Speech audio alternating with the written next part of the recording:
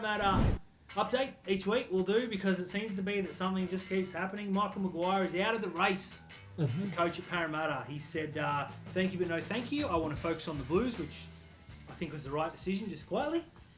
Michael Cheika's name has been really in the media the last few days. Now, a lot of the comments, including the leading comment on an article I read before I came on, said, Michael Cheika, what has he done in this game? We want Jason Ryles. And I have to say that they've coached the same amount of NRL games. 0. I think either way, I think it's down to those two, and I think you got to take a punt on either. Yeah, I think Michael Maguire has got his eyes on a different prize. Okay, I think he's going to coach. I think he'll coach New South Wales this year, and obviously he's coaching New South Wales this year. I think he'll still get the job next year as well. Now, one of the things that I look at for Maguire is what has he done since he got sacked by the Tigers. He's gone and coached New Zealand.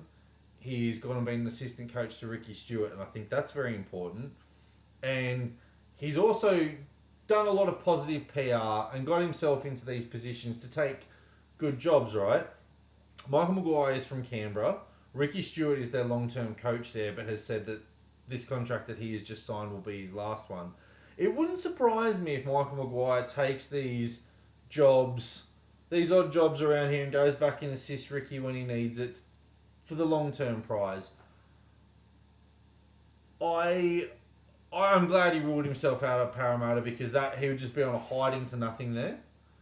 And I think that there might be a job or two that might come up in between that he might look at. But all in all, I've thought for a while now that he will look for that Canberra job when Ricky's finished, because he's young enough to do it. He's young enough to wait. In terms of the next Parramatta coach, for anyone turning around and saying, what's Michael Cheika done? I want Jason Ryles. You've answered... You've contradicted yourself, because Jason Ryles hasn't done anything. And who's to say that Jason Ryles isn't going to go and be Stephen County 2.0 at Parramatta? You've got to take a punt. You didn't get Wayne Bennett. Michael Maguire said no. You've got to take a chance on a rookie or a code hopper. That's your pick. Don't go to John Morris. Don't go to Trent Barrett even if you get some good results. Don't try and find the next flashy assistant coach. You've got your short list. Stick to it. Pick it.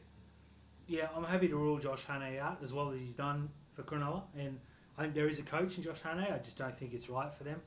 I think the more it goes on, the more Michael Cheika is becoming the favourite, because this is a high-pressure job. And I know Jason Ryles has been talked about incredibly highly, and by all reports, the Dragons were going to give him the keys to the kingdom. And he said no, and they went out and got Flanagan, which has turned out to be a good thing. Who knows? Maybe Ryles would have them 2 wins better. Maybe they'd be rabble. Who knows? But it's a real punt. Parramatta are rightly or wrongly a premiership or bust team. I think it's wrongly, because I don't think they got the squad. You saw them blow Cronulla off the park, but I think that was an aberration. Their squad, on paper, is a top 8 side easily.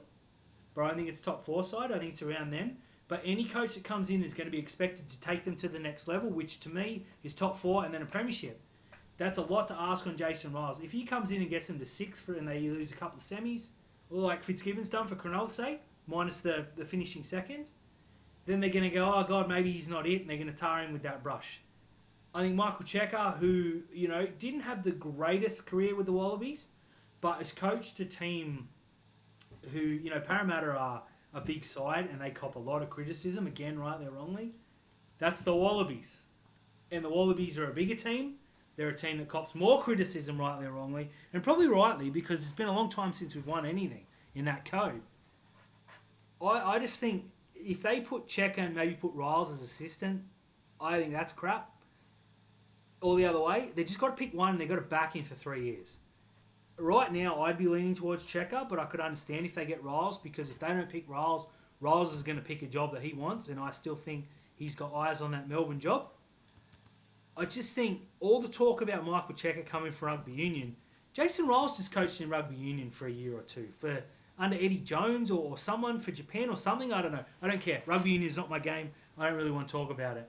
But Michael Cheika knows big occasions, he knows big sport, and he knows how to get the most out of a team, because that Wallabies team I've been told, because again, it's not my area of expertise, wasn't real good and probably overachieved in his years. They got rid of Cheika and they've done nothing again. So I just think they've got to go the bloke who has some experience as a head coach. If they genuinely want a premiership, they've got to go all in on this bloke.